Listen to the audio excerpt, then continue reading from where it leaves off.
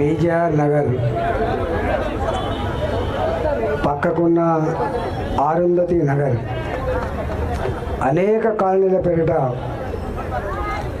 40 ఏళ్ల క్రితం 50 ఏళ్ల క్రితం పొట్ట చేత పట్టుకొని వచ్చిన వాళ్ళకి ఆశ్రయం ఇచ్చింది గడ్డ. ఈ జవహర్ నగర్ నా ఇంటికి కూతవేడి దూరంలో ఉంటుంది. ఓ 10 కిలోమీటర్లు వస్తే నా ఇల్లు ఉంటుంది. నేను మొన్నటి ఎన్నికలలో మీ ప్రతి ఇంటికి రాకపోవచ్చు, ప్రతి బస్తీకి కూడా రాకపోవచ్చు. అయినా నా 25 ఏళ్ళ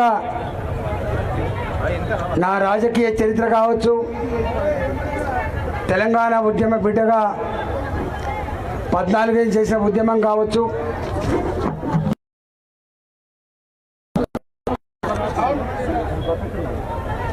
మీరు నా 25 ఏళ్ళ రాజకీయ జీవితాన్ని చూసిన వాళ్ళుగా ఈ బిడ్డ రావాలని చెప్పి నేను భారతీయ జనతా పార్టీ ఎంపీ అభ్యర్థిగా వస్తే గొప్ప మెజారిటీతో గెలిపించిన వాళ్ళు మీరు. గొప్ప మెజారిటీతో గెలిపించిన వాళ్ళు. గెలిపించిన తర్వాత దారపడ్డది మా ఇంటికి. బిడ్డ మా ఇల్లు కూలగొట్టడానికి వస్తున్నారు హైడ్రా వాళ్ళు. రెవెన్యూ అధికారుల వల్ల కంటి మీద కొనుక్కుండడం లేదు. మేము మా సొంత జాగాలో ఇల్లు కట్టుకుందామంటే 5 లక్షలు 6 లక్షల రూపాయలు ఖర్చు పెడితే తప్ప ఇల్లు నిర్మించుకోలేకపోతున్నాం. గద్దెల లెక్క వాలిపోతున్నారు బిడ్డ. మేమందరం కూరగాయలు అమ్ముకొని బతికేటోళ్ళం, పండ్లు అమ్ముకొని బతికేటోళ్ళం, చికెన్ సెంటర్లలో పనిచేసి బతికేటోళ్ళం, 4 ఇళ్లలో బట్టలు ఉతికి బతికేటోళ్ళం, 4 ఇళ్లలో బోలుతో బతికేటోళ్ళం. మా పిల్లల్ని ఇళ్లలో వదిలిపెట్టి మా భర్త దిక్కుపోతాడు ఆటో పట్టుకొని, కంపెనీకి పోతాడు నా భర్త, నేను కూడా కూలీ పని చేసుకొని బతుకు బిడ్డ అని చెప్పి వచ్చిండు. మమ్మల్ని పట్టించుకుని నాదు లేడు బిడ్డ, మీరైనా పట్టించుకోండి అని చెప్పి 100 దరఖాస్తులు 100 టీంలు వచ్చినాయి నా దగ్గరికి. నేనన్నా చూసి మా విక్రమ్ రెడ్డి గారితో, మా బుద్ధి శ్రీనివాస్తో, మా సుదర్శన్ రెడ్డితో ఒకటే మాట చెప్పిన, మనమే పోదాం విక్రమ్ రెడ్డి చూద్దాంపా అని చెప్పి మేమే ఇవాళ మీ దగ్గరికి వచ్చినాం. మీ దగ్గర రాకముందు కూడా వచ్చినాం. ఒకనాడు పొట్ట చేత పట్టుకొని కన్న ఊరు అన్నం పెట్టకపోతే, ఉపాధి కలిగించకపోతే భార్య పిల్లలు వేసుకొని వచ్చిండ్రు. వాళ్ళ చుట్టాలింటిగా అంటారు. వాళ్ళ చిన్న పిల్లగాడు బయటికి పోగానే కుక్కలు పీక తినే అబ్బాయిని. మెదక్ జిల్లా కుటుంబం, వడ్లల కుటుంబం అనుకుంటా నాకు తెలిసి, చిన్న పిల్లగాన్ని కుక్కలు పీక తిని చంపేసినాయి. నేను ఆనాడు పోతే కళ్ళలో నీళ్ళు తిరిగినాయి. అంటే కళ్ళ ముందే వాళ్ళు వచ్చి 10 రోజులు కాలే ఆనాడు 2 గంటలు ఉంటే వాళ్ళు చెప్పిన భయంకరమైన విషయాలు చూస్తే నిజంగా ఈ బాలాజీ నగర్లో, ఈ జవహర్ నగర్లో ఇన్ని లక్షల మంది ప్రజల జీవితాలతో ప్రభుత్వాలు చెలగాటమాడుతున్నాయని చెప్పి మరింత లోతుగా ఆనాడు అర్థమైపోయింది. అందుకే ఈరోజు జోగారావు గారు, అదేవిధంగా కమలాకర్ గారు ఇద్దరు మా అధ్యక్షుల నాయకత్వంలో ఈ దీక్ష చేపట్టినాం. ఈ దీక్షకు సంఘీభావంగా ఇంతకుముందే మాట్లాడిన మా మాజీ శాసనసభ్యులు ప్రభాకర్ గారు వచ్చిండ్రు, పక్క కాన్స్టిట్యున్సీ సుభాష్ రెడ్డి గారు వచ్చిండ్రు, 3 జిల్లాల అధ్యక్షుడు వచ్చింది మీకు. మా ఎల్బీ నగర్ అర్బన్ జిల్లా అధ్యక్షుడు శ్రీనివాసరెడ్డి గారు వచ్చిండ్రు. అదేవిధంగా మా మల్లారెడ్డి గారు వచ్చిండ్రు, మల్కాజ్ జిల్లా అధ్యక్షులు మాజీ అధ్యక్షుడు రంగారెడ్డి గారు వచ్చిండ్రు, శిల్పారెడ్డి గారు వచ్చిండ్రు.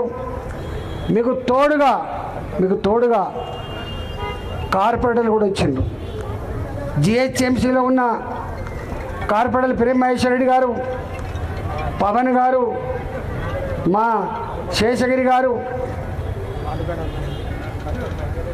మా సురేందర్ యాదవ్, అరుణ గారు, మా కంటోన్మెంట్ మల్లికార్జున గారు, అనేక మంది కార్పొరేటర్లు వచ్చిండ్రు. అనేక మంది సునీతా యాదవ్ గారు, అనేక మంది కార్పొరేటర్లు, మాజీ శాసనసభ్యులు, నాయకురాళ్ళు, పార్టీ నాయకులంతా కూడా మీకు అండగా వచ్చిండ్రు.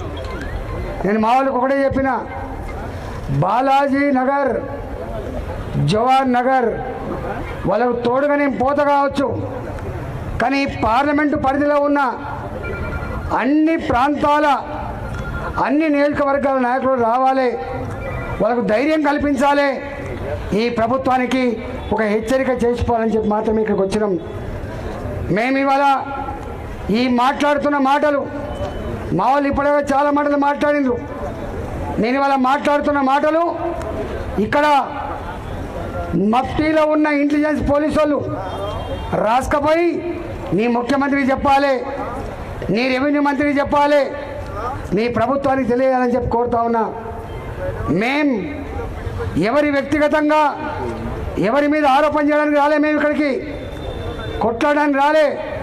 నేరుగా మేము వచ్చింది ఈ మూర్ఖపు దుర్మార్గపు గుడ్డి ప్రభుత్వం కళ్ళు తెరవాలి, నా జవహర్ నగర్ మీద ఆలోచించాలని మాత్రమే ఇక్కడికి వచ్చినాం.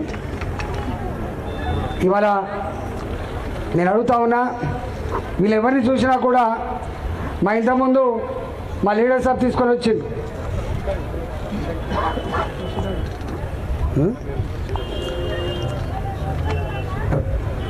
రషీదా బేగం, నేను ఒక్కరి కన్నా ఒక్కరి మెడలో కూడా తులం బంగారం లేదు, ఒక్కరి మెడలో తులం బంగారం లేదు.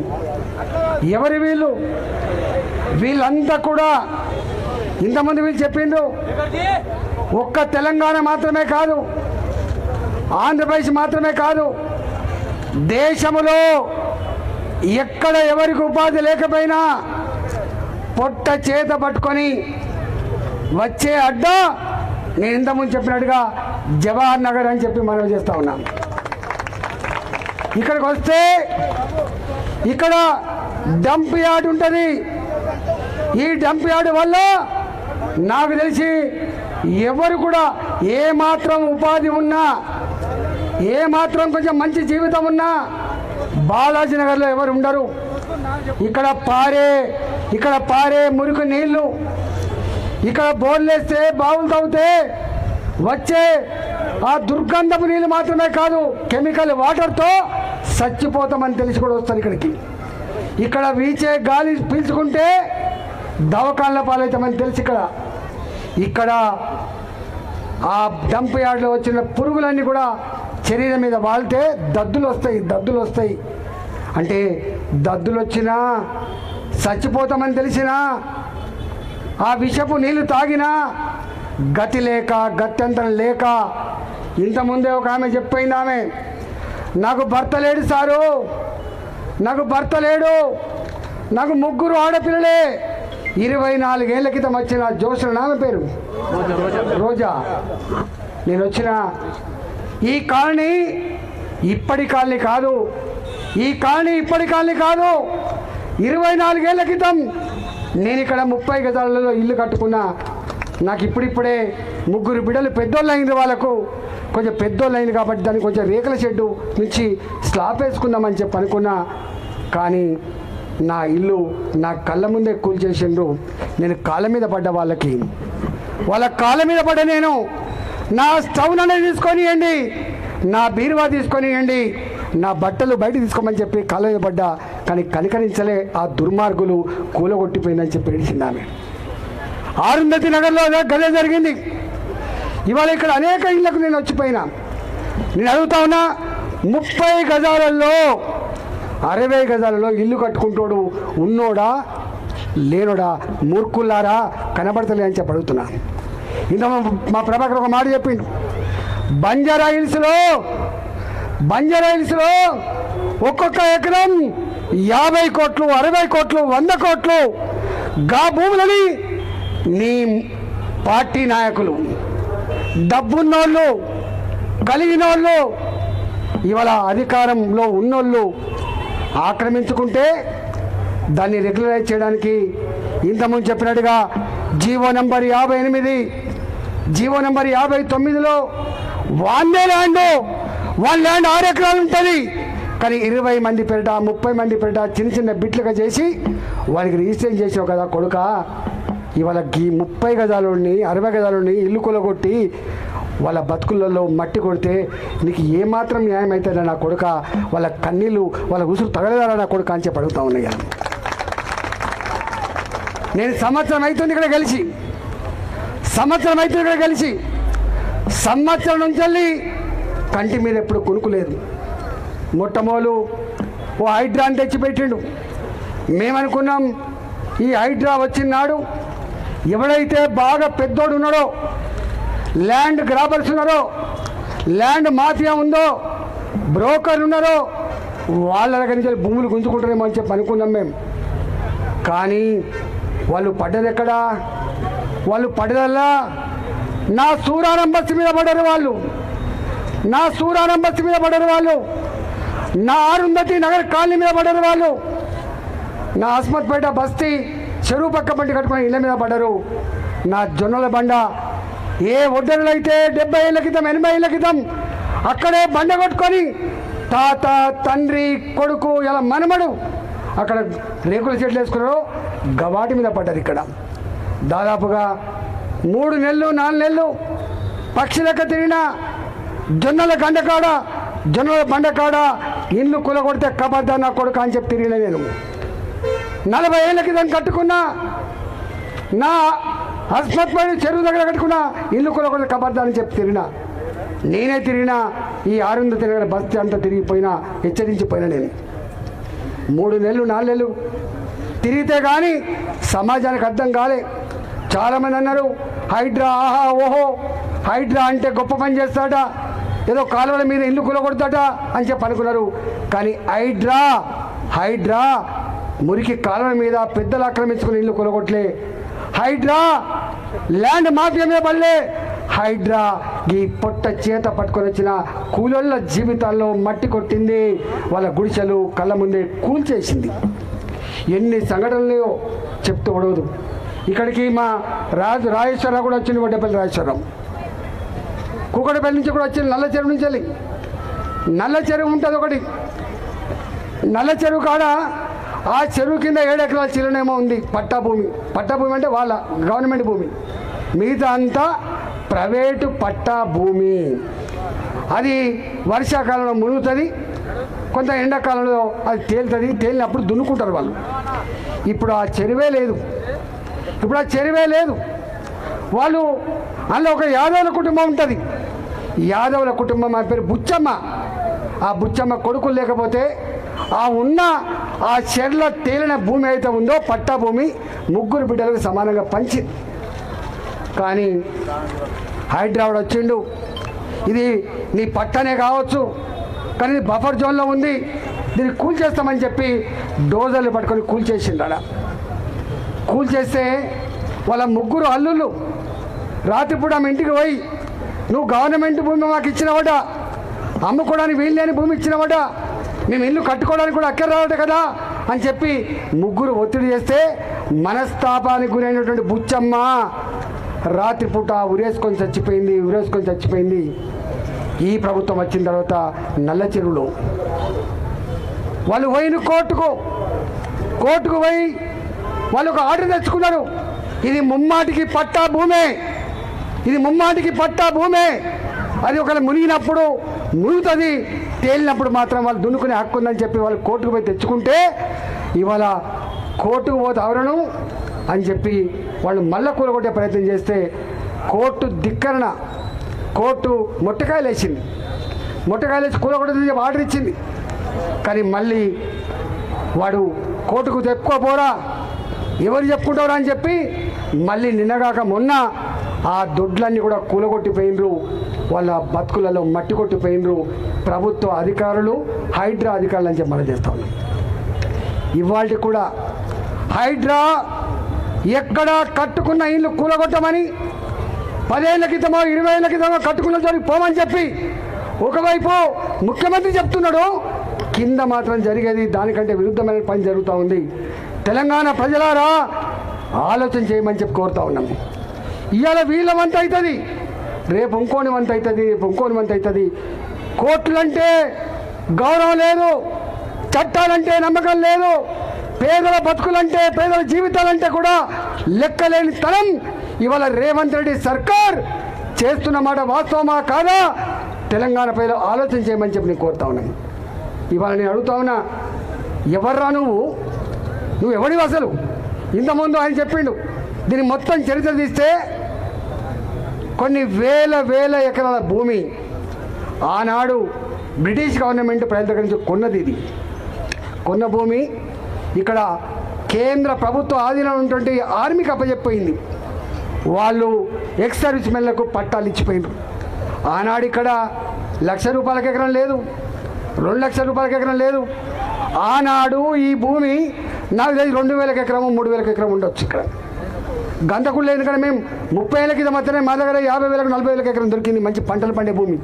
ఇక్కడ ఈ జవహర్ నగర్ గానాడు 50 ఏళ్ల క్రితం 60 ఏళ్ల క్రితం నాకు తెలిసింది 5,000 ఎకరం లేదు, ₹2,000 ఎకరం లేదు కావచ్చు. ఆ భూములు ఇచ్చింది వాళ్ళు. ఆ ఎక్స్ సర్వీస్ మెన్లు చాలామందికి అమ్ముకొని పోయిండ్రు. ఇవన్నీ అంటున్నా, ఈ 30 గజాలు ఈ 60 గజాలు ఎవరైతే గుడిసెలు వేసుకున్నారో ఆనాడు 50 ఏళ్ళ నాడు ఎవరు లేనినాడు ఇక్కడ పురుగు పూసున్నాడు. అనేక మంది నాకు తెలిసి పాము కడుతో చచ్చిపోయినారు, ఇక్కడ రోగాలతో చచ్చిపోయినారు.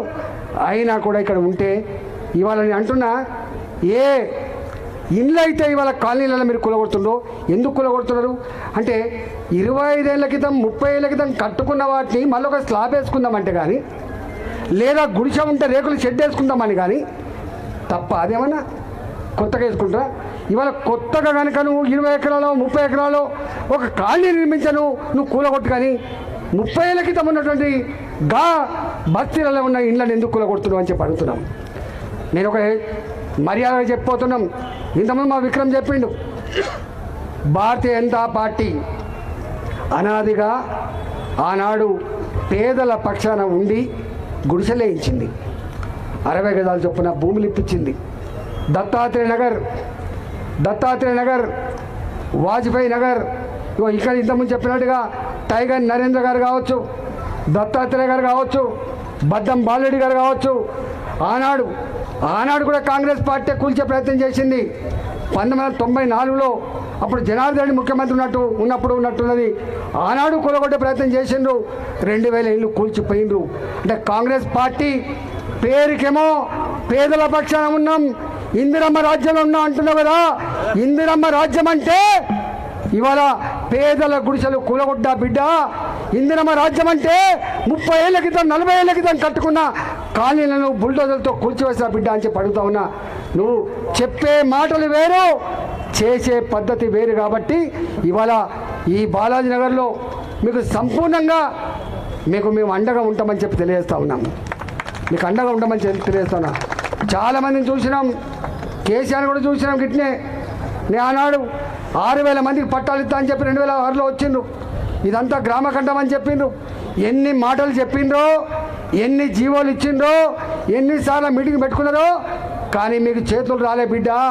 మీ యావా మీ ధ్యాస మా గరీబోళ్ళు కాదు, మీ యావా మీ ధ్యాస ఉన్నోళ్ళు కదా, హైటెక్ సిటీ కదా దిక్కు మీరు చూసేది. మీ సూపు గడు తప్ప మీ సూపు జవహర్ నగర్ దిక్కు లేదని చెప్పి అర్థమవుతుంది. కాబట్టి ఇవాళ మీకు అండగా ఉండడమే కాదు, నేను కలెక్టర్ని అడుగుతా ఉన్నా. నేను సంవత్సరం అవుతుంది ఇక్కడ ఎంపీ అయి, ఒక్కనాడు కూడా సంవత్సరం మీద 7 నెలలు 8 నెలలు అవుతుంది ఇక్కడ జిల్లాకు మంత్రి గతి లేడు. ఇక్కడ ఈ జిల్లాకు ఒక ఇన్ఛార్జి మంత్రి ఉన్నాడు శ్రీధర్ బాబు గారు. మేము అనేక సార్లు అడిగినా, అయ్యా శ్రీధర్ బాబు గారు మీ దయా ఒకసారి మీరు డిఆర్సీ పెట్టండి అని చెప్పి ఎమ్మెల్యేని పిలవండి, కార్పొరేటర్ని పిలవండి, మాతో మీటింగ్ పెట్టమని చెప్పి అడిగినా. 3 సార్లు పోస్ట్ పోన్ అయింది, ఇప్పటికి లేదు. ప్రజల సమస్యలు ఎక్కడన్నా ఆఫీసులలో చర్చిద్దామంటే కలెక్టర్ చర్చించడు, ఆఫీసర్ చర్చించడు. ఇవాళ ఇక్కడ ఉన్న ఎంఆర్ఓ నేనే రాజునంటది ఆమె, ఇక్కడ ఉన్న ఆర్డీఓ నేనే ముఖ్యమంత్రిలాగా అంటారు. నేను అంటున్నా, మీ తాత జాగీర్లు కాదు, పేదల బతుకులతో చెలగాటమాడితే మీరు అనుకుంటున్నారు ఈ ప్రభుత్వం శాశ్వతమని చెప్పి. మీ అన్నీ కూడా మీ పద్దంతా కూడా రాసి పెడతాం. తప్పకుండా ప్రజాక్షేత్రంలో మీకు శిక్ష తప్పదని చెప్పి కూడా హెచ్చరిస్తూ ఉన్నాం. మీరు కుర్చీలో కూర్చున్నది, మీరు మంత్రుల కుర్చీలో కూర్చున్నా, ముఖ్యమంత్రి కుర్చీలో కూర్చున్నా, కలెక్టర్ కుర్చీలో కూర్చున్నా, ఆర్డీఓ ఎంఆర్ఓ మీ ఆర్ఐ ఎవడు కుర్చీలో కూర్చున్నా కొడుక, మేము కట్టిన పన్నుల డబ్బుతో తీసుకున్న జీతగాలు తప్ప మీరు ఎప్పుడు ఓనర్లు కాదు బిడ్డ, మీరు ఎప్పుడు ఓనర్లు కాదు. ఓనర్ల మేం. ఈ భూమి మీద హక్కు మాకుంటుంది, ఈ భూమి మీద హక్కు మాకుంటుంది, జీవించే హక్కు ఉన్నది. నీకు బుద్ధి ఉంటే, జ్ఞానం ఉంటే, నీకు ఏమాత్రం ప్రజల మీద విశ్వాసం ఉన్నా మొత్తం కట్టిన ఇళ్లకు 30 ఏళ్ల క్రితం ఎక్కడైతే కట్టిండో, 40 ఏళ్ల క్రితం ఎక్కడైతే కట్టిండో కట్టుకున్న ఇళ్లకు మీరు పట్టాలు ఇచ్చే ప్రయత్నం చేయండి, పట్టాలు ఇచ్చే ప్రయత్నం చేయండి. ఇంకా ఒకవేళ ఇంకా ఖాళీ భూములు పోలని ఉన్నాయి, మీరు వాళ్ళ మరణ వాళ్ళు పోతారు. 60 గజాల 80 గజాల డిసైడ్ చేయండి. కొన్ని లక్షల మంది హైదరాబాద్లో పేదవాళ్ళకు ఇల్లు కట్టి ఇవ్వమని చెప్పి నేను డిమాండ్ చేస్తున్నాను. మీకు తెలుసో తెలియదో, కేంద్ర ప్రభుత్వం 3,04,000 ఇల్లు ఇచ్చింది 10 ఏళ్ల క్రితం. కేసీఆర్ రాజ్యంలో కేసీఆర్ ముఖ్యమంత్రి ఉండగా 10 సంవత్సరాల కాలంలో 3,04,000 ఇల్లు ఇచ్చిండ్రు. కానీ కట్ట దమ్ము లేదు, శాతకాలే. 1,75,000 కట్టిండ్రు. ఆ కట్టిన కూడా ఇంతవరకు పంచలే, ఇక్కడనే ఉంటుంది. ఇక్కడ 3,000 ఇల్లు కట్టిండ్రు. దాని పేరేంది, బాంబే హౌస్లు కట్టింది ఇక్కడ. కానీ ఇప్పటి వరకు ఇయ్యలే. అంటే ప్రజల సొమ్ముతో కట్టిన ఆ ఇండ్లు, అరే నీకైనా బుద్ధి ఉందా, జ్ఞానం ఉందా, ఏం చేస్తున్నారు మీరు పరిపాలన? 20 ఏళ్ల క్రితం కట్టిన ఇల్లు ఈ పేదవాళ్ళను గుర్తించి ఇచ్చే దమ్ము లేకపోతే నీ సిస్టమ్ ఏమున్నట్టు, నీ అధికారులు ఏం చేస్తున్నట్టు? చిన్న జిల్లాలు ఏర్పడితే కలెక్టర్లు సామాన్య జనాన్ని కూడా తాకుతారని, సమస్యలు పరిష్కరిస్తారని చెప్పి అనుకున్నాం. నేను అడుగుతా ఉన్నా, ఎప్పుడన్నా మీ బస్తీలో కలెక్టర్లు వచ్చిండా అమ్మా? వచ్చిండా? ఎప్పుడన్నా మంత్రి వచ్చిండా? ఎవడన్నా ఆర్డీఓ వచ్చిండా? ఎవడొస్తాడు? పోలీసులను పట్టుకొని, వాళ్ళ కాపల పోలీసులు వస్తారు, డోజర్లు పట్టుకొని, జేసీబీలు పట్టుకొని, ఇవాళ పోలీసులను పట్టుకొని ఈ చిన్న దిక్కులేని పైరవికి ఆస్కారం లేని, ఇవాళ వాళ్ళకు దుఃఖం తప్ప, ఏడుపు తప్ప ఇంకోటి లేని, వాళ్ళు తిరుగుబాటు చేసే వాళ్ళు కూడా కాదు, వాళ్ళు శాపనాదాలు పెట్టి తప్ప ఏం కాదు. ఇలా వాళ్ళ కోసం వస్తున్నారు. ఇవన్నీ వీటి మీద పెద్ద ఎత్తున నేనే ఈ హైదరాబాద్లో ఒక పాదయాత్ర బస్తీలలో పెట్టుకుంటా. ఇంకా పెద్ద ఎత్తున ఇది శాంపుల్గా ఒక హెచ్చరిక చేయడానికి వచ్చిన, దీంతో జ్ఞానోదయమై బుద్ధి తెచ్చుకొని మీరు మర్యాదగా ఈ సమస్య పరిష్కరించండి, లేకపోతే మీతో యుద్ధం చేయడానికి సిద్ధంగా ఉన్నారని చెప్పి హెచ్చరిస్తా ఉన్నా. నీ పోలీసులు ఏం చేస్తారో, నీ రెవెన్యూ అధికారులు ఏం చేస్తారో, నీ అధికారం ఏం చేస్తారో మీ అంతు చూసే బాధ్యత మా చేతుల్లో ఉన్నది. మా ప్రజల పక్షాన మేము నాయకత్వం వహిస్తామని చెప్పి హెచ్చరిస్తా ఉన్నాం. రెండవది, ఇక్కడ ఓ డంప్ యార్డ్ ఉంది, అడ్డమైంది. 40 ఏళ్ళు 30 ఏళ్ళ నుంచి ఉన్నది ఇక్కడ. అరే నీకేమైనా జ్ఞానం ఉందా అని చెప్పి అడుగుతున్నా. మొత్తం 1,20,00,000 మంది ఇక్కడ, ఇంకో 30 లక్షల మంది వచ్చిపోతారు. 1,50,00,000 మంది మొత్తం చెత్తంతా తీసుకొచ్చి ఇక్కడ పోతే ఒక్క ప్లేస్ వేస్తారు. హైదరాబాద్కు 4 జాగాల 4 దిక్కుల బోల్డని భూములు ఉన్నాయి. 50 కిలోమీటర్లు కాకపోతే 60 కిలోమీటర్లు పో. ఆనాడు జనసంచారం లేదు కాబట్టి ఇక్కడ కట్టినావు. కానీ మొత్తం కాలనీలు వచ్చినాయి. బాలాజీ నగర్ చుట్టూ మొత్తం కాలనీలు వచ్చినాయి. నాగారం ఒక మున్సిపాలిటీ అయింది. మీకు పక్కపంటి దమ్మాయి కూడా ఒక మున్సిపాలిటీ అయింది. కీసర పక్కకే ఉన్నది, ఇటుపక్క గడ్కేసి ఉన్నది.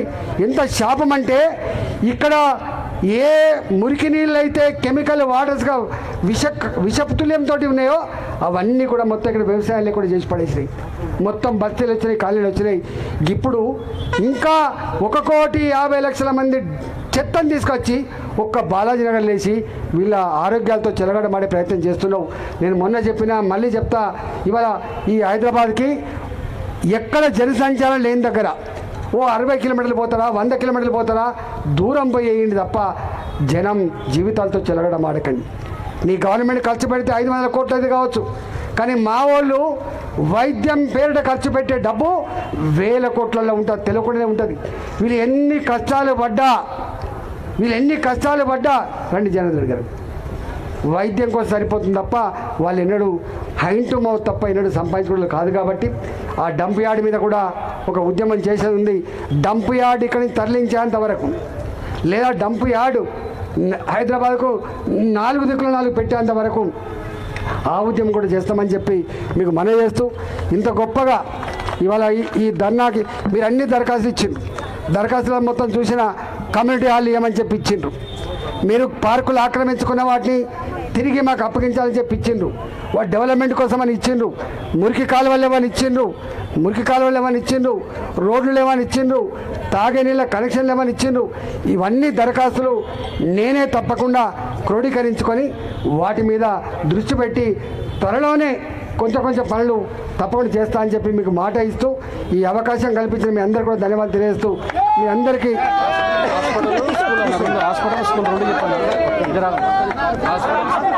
హాస్పిటల్ సమస్య ఇక్కడ దవాఖాన లేకపోతే రోడ్ల మీదనే ప్రస్తుతమైనటువంటి వాళ్ళు మధ్యలోనే చనిపోయిన వాళ్ళది చిట్టీల రూపంలో ఇచ్చిండ్రు.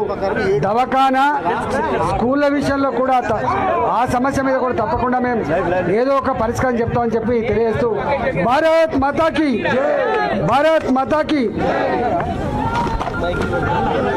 నమస్తే.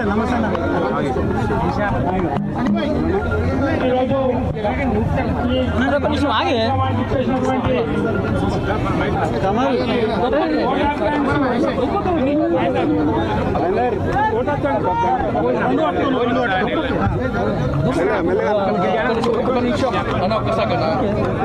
జాగలేదన్నాడు.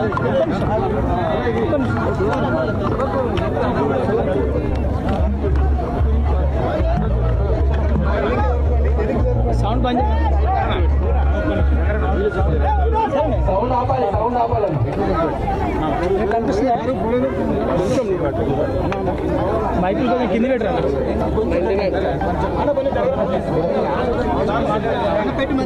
మరి.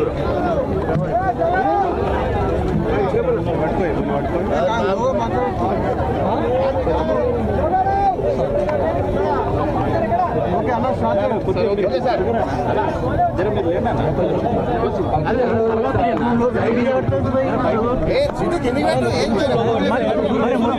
కింది పడి ఎడ అవుతుంది, స్కూలింగ్ లో పోతుంది మొత్తం.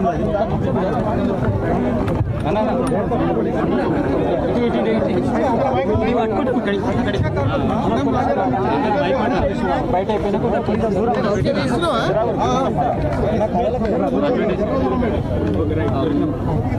లోగో మంచిగా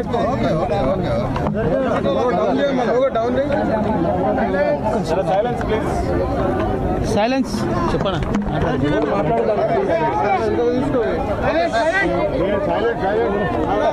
హైదరాబాద్ నగరంలో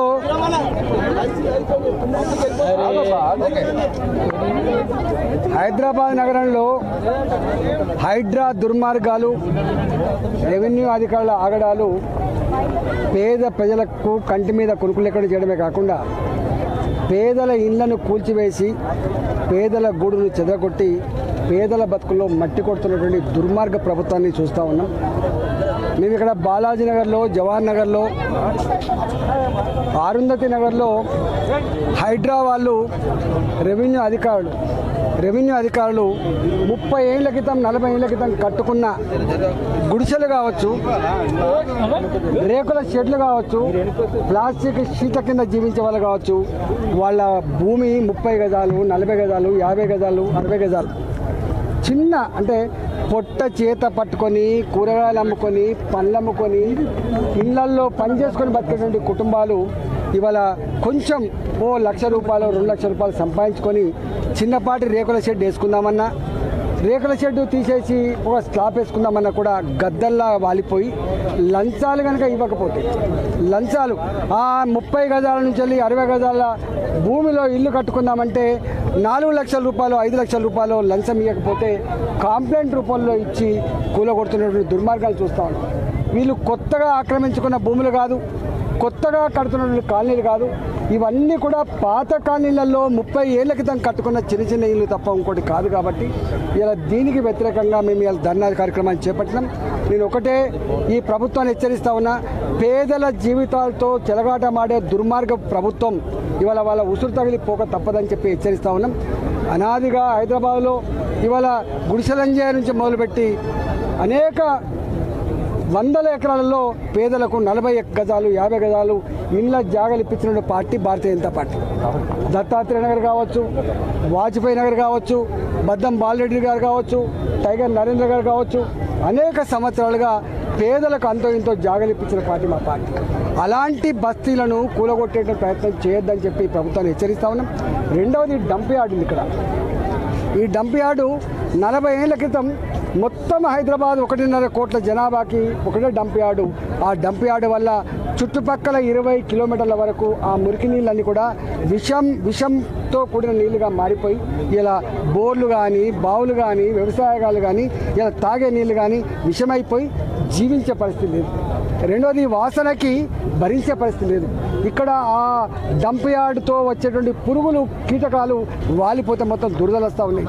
వీళ్ళు సంపాదించిన పైసా వైద్యానికి పోతుంది తప్ప వాళ్ళు బాగుపడే పరిస్థితి కనపడతలేదు. ఇక్కడ దవాఖాన సౌకర్యం లేదు, ఇక్కడ స్కూల్ సౌకర్యం లేదు, తాగే నీళ్ళ సౌకర్యం లేదు, రోడ్ల సౌకర్యం లేదు, ఇక్కడ ఇవాళ డ్రైనేజ్ వ్యవస్థ లేదు. ఇక్కడ వాళ్ళ వైపు కన్నెత్తి చూసిన పాపాన పోలేదు. కొద్దిమంది బ్రోకర్లు కొద్దిమంది నాయకులు పెద్దవాళ్ళు అవుతున్నారు తప్ప పేదవాళ్ళ బతుకులు మాత్రం మారట్లేదు. కాబట్టి నేను ఈ ప్రభుత్వాన్ని హెచ్చరిస్తా ఉన్నా, పిచ్చి వేషాలు బంద్ చేసి వాళ్లకు గతంలో అనేక మందికి దీన్ని గ్రామఖండంగా గుర్తించి పట్టాలు ఇస్తామని చెప్పిండ్రు, 6,000 మందికి ఇస్తా అని చెప్పిండ్రు, జీవో నంబర్ 58 కింద ఇస్తా అని చెప్పిండ్రు. ఇప్పటికి కూడా వాళ్ళ ఉసురు పోసుకున్నారు. కాబట్టి తక్షణమే ఈ కూల్చివేతలు ఆపాలని, వాళ్ళ ఇళ్లకు వాళ్ళకు పట్టాలు ఇవ్వాలని చెప్పి నేను డిమాండ్ చేస్తున్నా. లేకపోతే ఈ ప్రభుత్వం భర్తం పట్టడం కోసం ఉద్యమం బాట పట్టక తప్పదని చెప్పి హెచ్చరిస్తూ ఉన్నాం. అదేవిధంగా డంప్ యార్డు కూడా ఈ జిహెచ్ఎంసీలో మొత్తానికి ఒకటే డంప్ యార్డు కాకుండా జనావాసానికి దూరంగా 50 కిలోమీటర్ల దూరంలో 4 దిక్కుల 4 డంప్ యార్డులు పెట్టి బాలాజీనగర్ డంప్ యార్డుని శాశ్వతంగా ఎత్తాలని చెప్పి మేము డిమాండ్ చేస్తూ ఉన్నాం. ఇక్కడి కాలనీలకి రోడ్ల సౌకర్యం కానీ, మురికి పైప్ లైన్లు కానీ, తాగే నీళ్ళ సౌకర్యం కానీ కలిగించాలని చెప్పి మేము డిమాండ్ చేస్తూ ఇవాళ ధర్నా చేసినాం. తప్పకుండా ఇది ఆరంభం మాత్రమే. రాబోయే కాలంలో ఈ ప్రజలకు మా పార్టీ పక్షాన మరింత సమరశీల ఉద్యమాలు చేస్తామని చెప్పి హెచ్చరిస్తా ఉన్నాం.